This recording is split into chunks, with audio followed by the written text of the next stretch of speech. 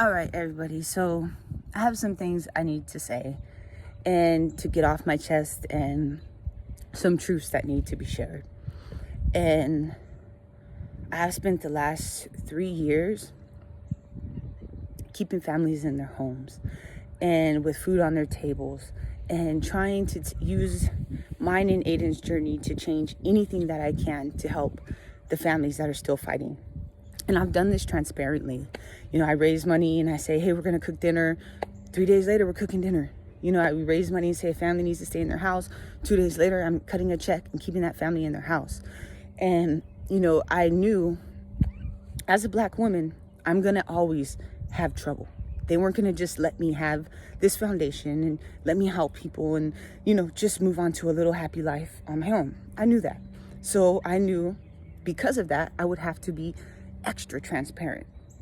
So I outsourced our taxes. I outsourced our payroll, and I am very transparent. I do everything on time. I'm very compliant because I knew that at any time they'll decide that I can't have it and use anything to try to explain why. So for 3 years, Aiden's Army of Angels has been my happy place. And it's what keeps me going, and it's what keeps my son part of my life every day. So naturally, they're going to find the one thing that you love and then try to attack that. But what they forget is that I didn't decide to do this. God decided I was going to do this. And God has guided me through building Aiden's foundation, helping families, and that's how I've been successful. So I have complete faith in God and his plan for me and his plan for Aiden's Army of Angels. So these threats against my work, I don't care. So I'm going to begin to start telling the truth every day. And if you choose not to follow the journey, that's fine. Because this journey is started on equality. It was started on, I wanted the same rights for my son in hospitals. I wanted my son to have the same rights in schools. I wanted my son to have the same possibilities for his future as anybody else around him. And I fought for that.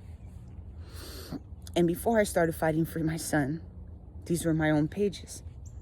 This was still my own life. So as I share what I've been going through for the last 3 years, you choose not to follow the journey, it's completely fine with me. But I know there is another woman, another mother, who is also going through this and may not have the platform that I have. And I've been able to use my platform for 3 years to help everybody but myself. So for 3 years, I've been a victim of mortgage fraud. And for about 2.5 years, I didn't know it. I just knew something wrong happened and I wanted justice. So Bobby Ante, on January 17th, 2018, went to a closing for a property with Linda Naw, ERA Brokers, National Title Company, Nikki Secaucus Bott, Melissa Parker from One Realty Group, and Drew Levy from Valley West Mortgage. They all attended a closing. They all knew I wasn't there. They all knew it wasn't his money and that I didn't want the house. But none of them cared. Bobby got his life paid off. Linda Naw got her commission. Melissa Parker got commission. Nikki Secaucus Bott got commission. And so did Drew Levy. I'm the only person that got nothing. So they illegally wired $62,000 out of my personal bank account. They paid off $8,000 of his student loans with some of that money. And then Bobby Ante used my savings and paid off all his other debt to qualify himself. And I found out the day after the money was taken out of my account, and I asked for annulment. Of course, Bobby refused the annulment, and he refused to cancel the house. He even admitted at court he didn't want to cancel the house. How was he going to pay me my money? So he refused. He then moved into the house by himself with his friends, and everything I had was then transferred into his name. So January 18th, 2018, I had absolutely nothing. Nothing at all. And no control over my life anymore. And since he refused annulment, I then had to go file for divorce. I retained counsel. I told them what happened. And they concealed the mortgage fraud and allowed it to continue. I reported Secretary of State, the county recorder. They all concealed mortgage fraud and allowed this to continue because my attorneys convinced them that they had me settling. So when God told me no, and this all came out, I then demanded justice, because how the hell can you guys see me lose my son and go through the pain that I went through, and then put me through 3 years of litigation, 3 years of torture, 3 years of not having access to anything in my life, of running around with this man's last name that's not even mine, the one that has victimized me, and everybody calls me this name.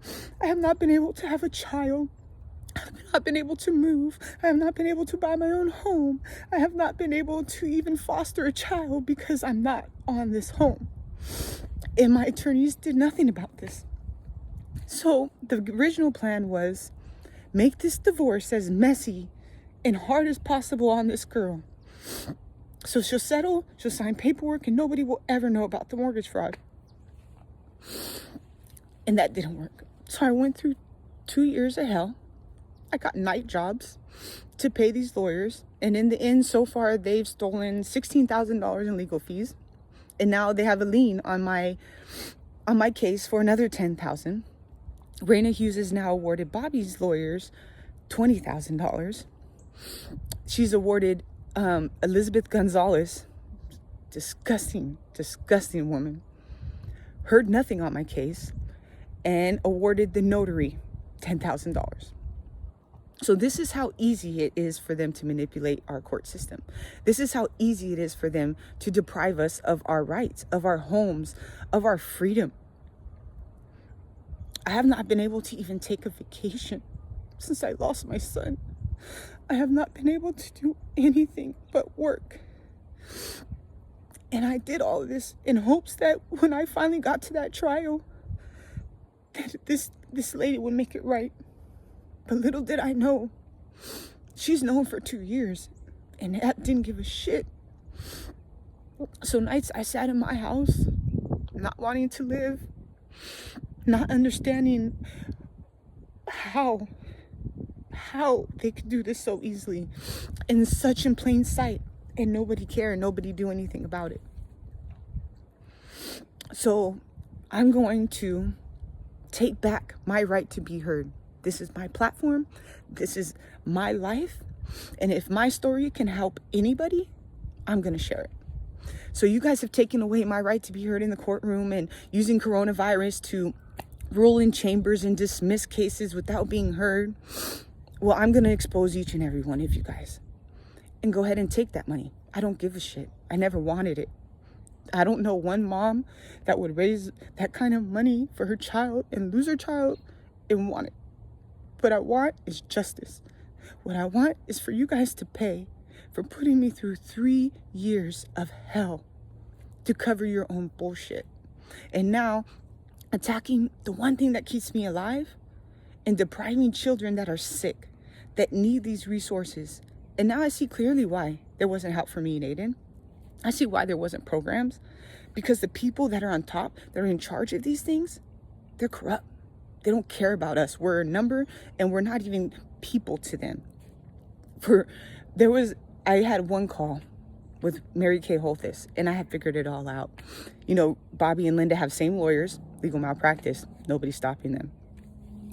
So I tell her, please, I've gone through this for 3 years. 3 years. Give me peace. I just want justice. I just want peace. I want to move on with my life. And this lady, this judge, she has 2 boys of her own. She was on the domestic violence platforms. But you are a fucking criminal. You're concealing the fraud, and you're allowing these people to continue to abuse me. I am no longer safe in my home. My mom is on oxygen. She's 70 years old, and it's a pandemic. And they now want me to relocate her, get out of this house. But with what? You guys have stolen everything I had. And then with that money they put into my house, they've already charged me over $65,000 in legal fees for a 1-month marriage. Only me. Bobby's paid nothing. Because as long as Bobby allowed the attacks to continue and told nobody about what truly transpired, they promised he wouldn't go to jail. So I guess there's a whole community in this world that can commit any crime they want, free of worry of ever going to jail. So I'm going to start exposing it all. So tomorrow I'm going to start with the 301 pages of me reporting the abuse to Raina Hughes. I'm going to show you how Chris Tillman law firm, Shumway Van law firm, and Jennings and Fulton law firm all knew about this fraud, but were allowed to continue to litigate for 2 more years, putting me through pure torture. And I'm not afraid. So if you guys choose to silence me, I've sent the evidence 30, 40 places. And I'm not afraid to go be with my son, because look what I've been through the last 3 years. No matter how much good I do and how much I love and care about people, I haven't mattered to anybody. Anybody that could have done anything. Aaron Ford could have stopped this. He's in charge of crimes on property. He's in charge of government corruption. But I think that's why it's so out of control, because he won't do shit about it. He'll do nothing. And then the county recorder, I have her on audio tape, concealing mortgage fraud.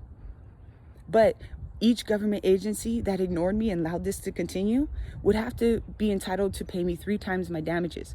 So to Aaron Ford, it's much more important to just say, forget about that girl, keep depriving her, than to ever give me justice and acknowledge the corruption in 5 or 6 of his departments.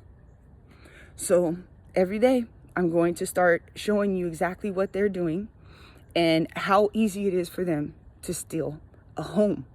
Not just money, they're stealing a home and then forcing the sale of the home to then steal the money. And it's so sick to me that they can just do this. So in America, we don't have any rights. There is no justice. It's all a system of bullies with Esquire behind their name. So if you go to school for 2 years and be a lawyer, you can hurt whoever you want. But for me, you guys picked the wrong mom, because I don't care. You could take everything from me. God took my son. I could live in a box. I don't need anything. But you guys all know that, because that's why you couldn't get me to just settle and take the money and go away, because it's never been about the money. So I am going to show you how easy it is for these people to do this and to ruin your lives, to cover up the crimes they commit. And these white collar crimes are never prosecuted. And these judges are very rarely reprimanded because you report them to their friends. But I'm going to explain all this to you guys each and every day and show you what I've been going through for 3 years.